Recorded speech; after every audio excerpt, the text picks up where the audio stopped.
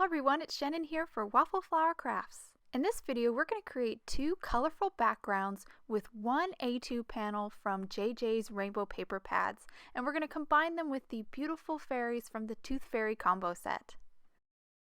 To create our backgrounds, I'm going to be using the new Stars panel die and of course a sheet of paper from the Rainbow JJ Papers pad. This again is a beautiful set of rainbow papers. I'm picking a vertical striped paper here. I'm just going to pull it out, and all the papers are 8.5 by 5.5, so they can just be cut in half so you get two A2 panels. So this is the vertical striped panel or striped sheet I'm going to use. I went ahead, pulled it out, trimmed it down to an A2 panel, and I'm going to combine it with an A2 panel of some glittery cardstock. You of course could just use white cardstock if you prefer, but since this is going to be a cute little fairy card, I went glittery. As you can see, I just ran it through with the die, and I have my panel cut out with all those little stars. I definitely want to save those stars. I'm going to also die cut the glittery cardstock panel as well with this stars panel die, and I will remove any of the purple tape that I used to kind of hold the die and the cardstock together. So I'm going to pop out all these stars. You definitely want to save them because we're going to use them to fill in the negatives. And I did organize the colored stars from the rainbow panel. The first thing I'm going to do is add some liquid glue to the backside of the glittery panel and adhere it onto an A2 top folding white card base. Now that the panel is in place, I'm going to inlay some of the rainbow stars. As you can see, the stars panel die works really well with this JJ rainbow sheet. All the stars are basically cut out in those vertical stripes, so I have these solid different color stars, which I think is really cool.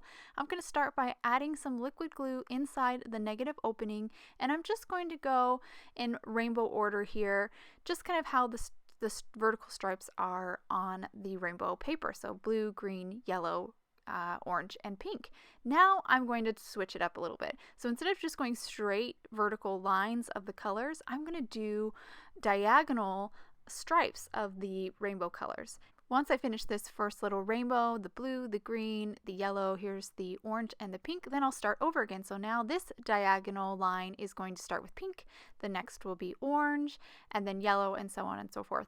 So I actually was just playing around with this the first time I tried it. I wasn't sure this would actually work because this is diagonal, which is different than the vertical, and I wasn't sure I was going to have enough of each color to do this, and I was really surprised how this worked out. So it was really kind of a fun, different take, you know, kind of trying out different looks with the pattern paper and the stars. Now for the rainbow panel, I'm just going to adhere this down. This one's going to be pretty simple, no kind of pattern play here. Just going to adhere it down onto my card base and then pop in or inlay the glittery stars. So just like before, I just put a little dab of glue inside the negative and then just pop in my little star. And once I finish putting in all my glittery stars, my two panels are done. These could be used for lots of different kinds of backgrounds. Of course, I'm pairing them with the Tooth Fairy combo set, but I think this would also work really well with the new Be a Panda die. I think those would be great backgrounds for that die set as well. So now I'm going to move on to stamping my images from the Tooth Fairy stamp set. I pulled off my first set of images, which is going to be the main fairy and a little Tooth Fairy wand. Just going to stamp them in Memento Tuxedo Black onto some white cardstock because I'm going to do some Copic coloring. Now I actually stamped two fairies and I colored them a little bit differently. This is going to be my darker fairy, but for both fairies I colored the skin and hair the same. So I'm only going to show it once here with this fairy. I started out with two light tans for the skin. Now I'm working my way through some really light browns for the hair. Started with E31, then my medium shade was E33, then my dark shade was E35, and then I went back through my medium and my light to kind of blend it out. Now I'm going to move on to her dress. I'm starting with my lighter pink here, which is RV13. Then I jumped to my darker pink, kind of figuring this out as I go, and then I thought it was a little too much of a gap between the two, so I grabbed an RV25 to kind of warm it up and bridge the gap between the light and the dark pink. Moving on to my oranges, just a couple oranges picked out for here, YR04 and then Y17. Once I finish blending that out, I'll move on to my yellow, which is Y11. I at first avoid coloring the stars, but I went ahead and colored the stars with that Y11. Then I'll grab my darker shade, which is Y02, kind of bridge the gap between the yellow and the orange, and then I'm moving on to my green, starting with YG03, which is actually my darker shade, and then I'm grabbing my lighter shade, which is YG00, and kind of blending again between the transition between the yellow and the green. And here's my darkest shade, G43 just at the very base of the green where the kind of this rainbow meets the clouds. Now I'm moving on to my clouds, starting with my really light blue here, which is BG10. I'm going to also color the wings and the little moon on her chest. Once I finish with that light blue, then I'm grabbing a darker blue here, which is B32. Just added it to the base of the wings and the clouds and then blended it back with my lighter blue. Then I finished that darker fairy with a dark pink for the shoes and her little bow on her wand. Now moving on to my lighter fairy here. So I've already, as you can see, colored her skin, her hair, and all the clouds and her wings, because that's the exact same as on my darker fairy. And basically the only thing different on this fairy is her dress is going to be just a little bit softer. The colors again that I'm using are on screen so you can follow along. It's basically the same process, but a little bit quicker because I'm not having to make such big transitions between colors because the colors are softer and easier to blend.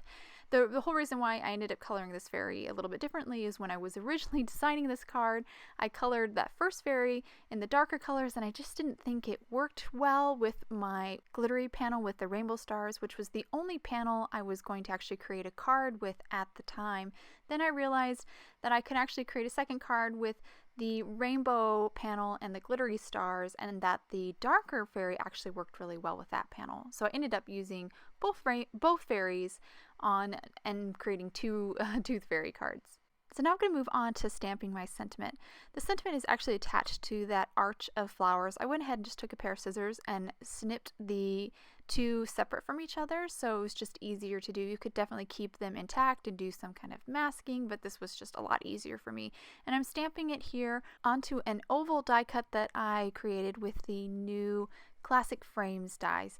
And once I stamped in the Memento Tuxedo Black, I'm just taking some Copic markers, you can see them on here screen here, and just kind of coloring in the stars, the tooth, and the little specks just to add some color to that sentiment. Now this is the Tooth Fairy Shapes die set, and I'm going to use this jar die from the set to die cut some vellum, and I'm going to stamp on this now vellum jar with the sentiment from the Tooth Fairy stamp set. I'm going to do some heat embossing, so I first applied some anti-static powder, then inked it up in Versamark ink. Now I'm going to pour on some black embossing powder, then just tap off the excess, and then heat set with my heat tool. This second sentiment will be for my rainbow panel card. To finish this sentiment, I'm going to add some teeth to the jar. I die cut these teeth using a set of dies from the Tooth Fairy Shapes die set. Just added some adhesive to the back of the teeth, then stuck them to a second vellum jar. Then on the heat embossed jar, I added a little bit of tape to the top of it, stuck it down to the back vellum jar, and now I'm going to take a quickie glue pen and add a little bit of glue to the very bottom of the jar and just hold for a second here. This is just going to keep the two vellum jars together and shut, so it just looks so there's no the top part isn't kind of flapping around. And then I created this little white lid just by die cutting the jar out of some white cardstock and then trimming it off with a pair of scissors, and I just adhered that to the top of my jar. So now I'm ready to bring all these elements together. I went ahead and added foam tape to the back side of all of my die cuts, including that little vellum jar. I just added it behind the teeth and the top of the jar so it could be hidden. And I'm going to just kind of pop all these die cuts and my sentiments down to complete these cards. So these are finally coming together here. I love all the little clouds and shooting stars on the glittery panel. I think that adds a lot to the background. Don't need much for the rainbow panel with that cool jar. You don't want to take away any attention away from that.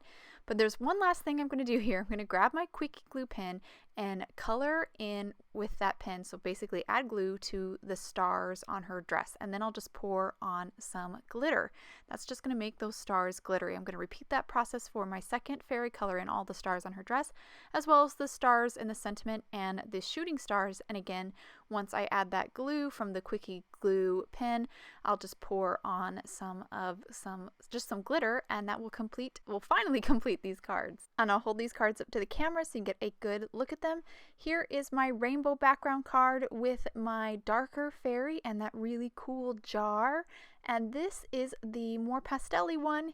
I know, weird because the obviously the stars are the exact same color as the vertical stripes, but I do think it has a softer look, and that may be because of the glittery cardstock panel kind of breaks up all that color from those vertical stripes.